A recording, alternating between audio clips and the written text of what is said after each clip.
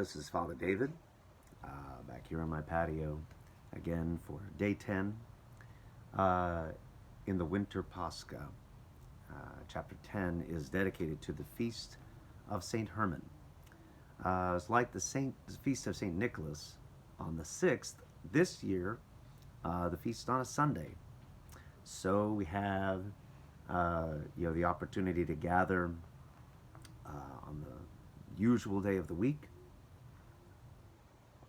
and to celebrate really in the OCA, the Orthodox Church in America, one of our greatest saints, local saints.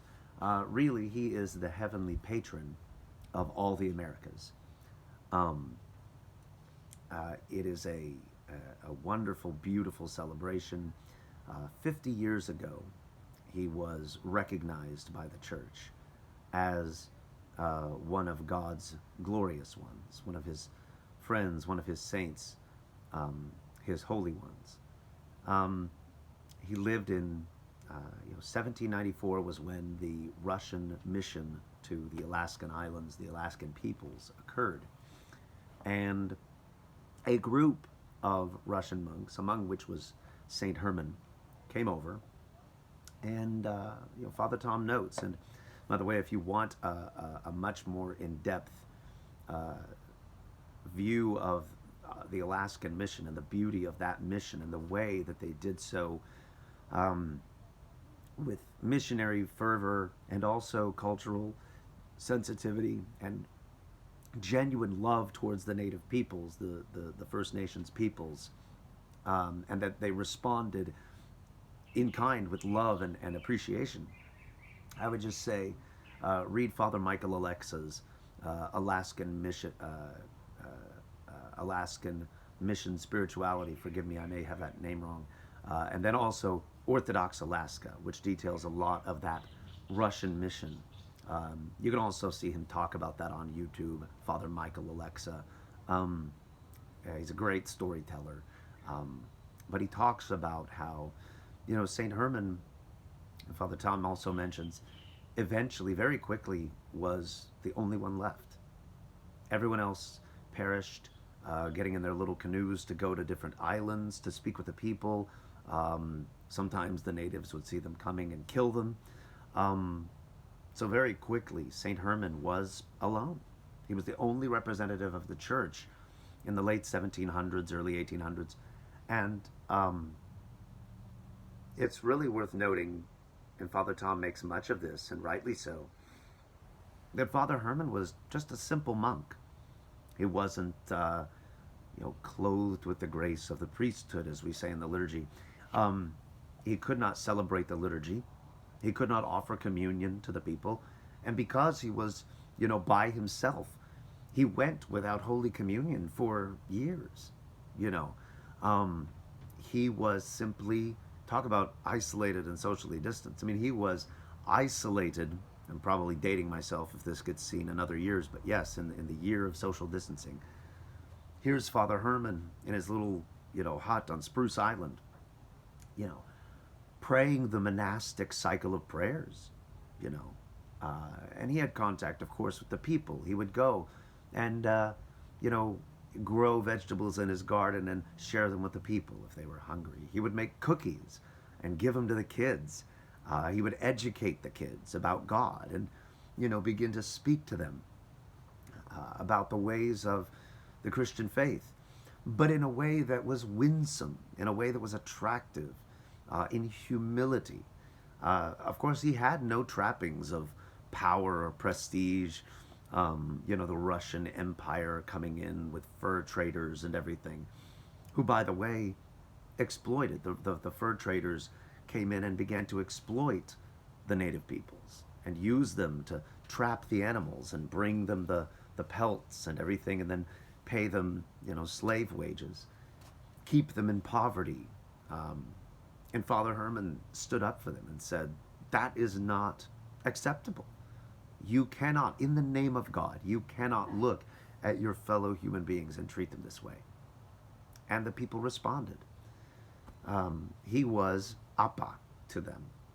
Appa is there is one of the words of the many languages in the native among the native peoples for grandfather. They called him, Grandpa Herman. Um, he was a beloved elderly figure for them.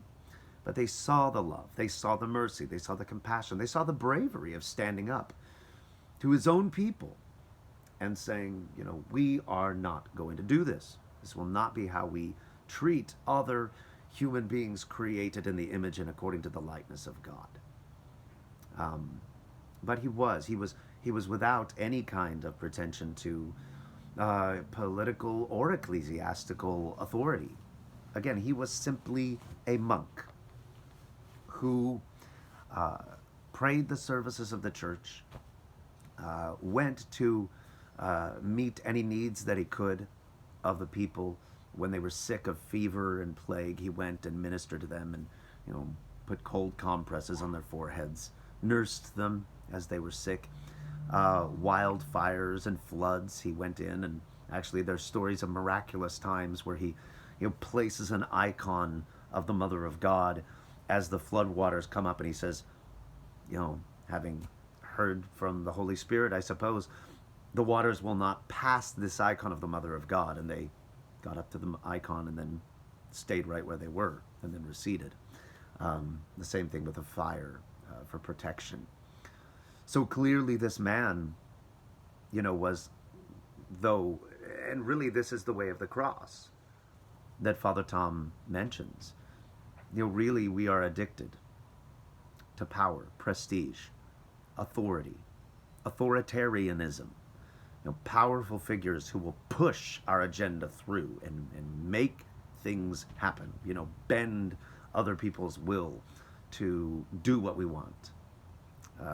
Whether that's through the political arena or what have you. The ability to get things done, to do, to look authoritative, efficient, all of these things. But St. Herman wasn't any of that. He was humble. He was powerless.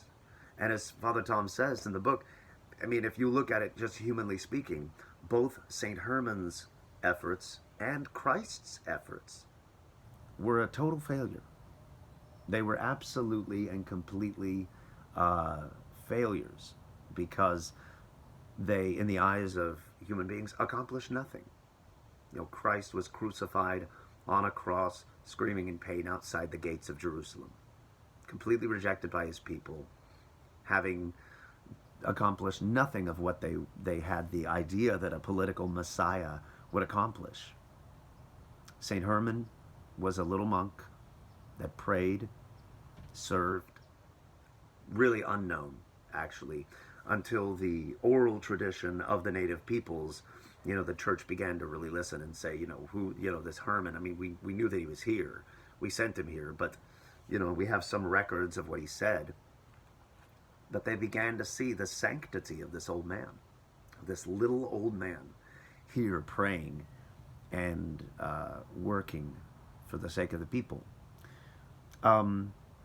There's a beautiful story, which often gets told. Here in St. Anthony's, we have an icon of St. Herman. If you're looking at the iconostasis, he's on the left. And he's holding a scroll. And on that scroll, oftentimes is done with icons of saints, it's written something that the saint has said that was well known. And I do think this is probably the most well-known saying of St. Herman's. But I'm going to tell the story anyway, because it's my video and I can do what I want. There's a story about fur traders. Father Herman was actually invited onto one of the boats as the fur traders met, and they were, sitting down to a sumptuous meal, wines getting passed around and everything, and they're living it up. They're enjoying the fruits of their labor. Well, their labor, the native people's labor. But Father Herman goes in and he's trying to win them over, and he asks them, do you know what it means to love? And they talk kind of philosophically about this for a bit. And then he asks them, do you love God? And they go, well, of course, I love God. Kind of typical people. I'm a good person. Yeah, I love God. Sure, why not? And Father Herman says, poor me, a sinner. All this time, I've been struggling to love God. And I'm still not there yet. I'm paraphrasing. But what he did say after this was, when we love someone, we're captivated by that person. That person's always on our minds. We think of them. We refer things back to them. We think of what they would think in a particular situation. We're constantly trying to be with them. And I, a poor sinner, am not there yet with God. And then he said, so let us make this vow. Let us make this decision that from this day, from this hour, from this very moment, let us strive to love God and to do his holy will. That is truly what St. Herman offers us. The example of a human being who genuinely loved God, not with just sentimentality, not with big gushes of emotion, but with a life day in and day out, grateful to God, even in his unforeseen circumstances, working for God, serving God, because he knew that God would have him serve other people, the poor, the marginalized, the taken advantage of, all of this. That should be the attitude of the church. I pray that we as Orthodox continue to grow in the spirit of St. Herman, that our lives and that our faith would be marked by this concern for the poor and the needy, that it would be marked by a humility, that it would be marked by a lack of a necessity to have power and growth plans and all of these things that we mark as human success. If those things come, thanks be to God. But let us, from this day, from this hour, no matter what happens, no matter in what circumstances we find ourselves, as a parish, as a national church, globally, whatever, let us continue to strive to love God and to do his holy will through the prayers of St. Herman of Alaska. God bless you all, and Lord willing, we'll see you tomorrow.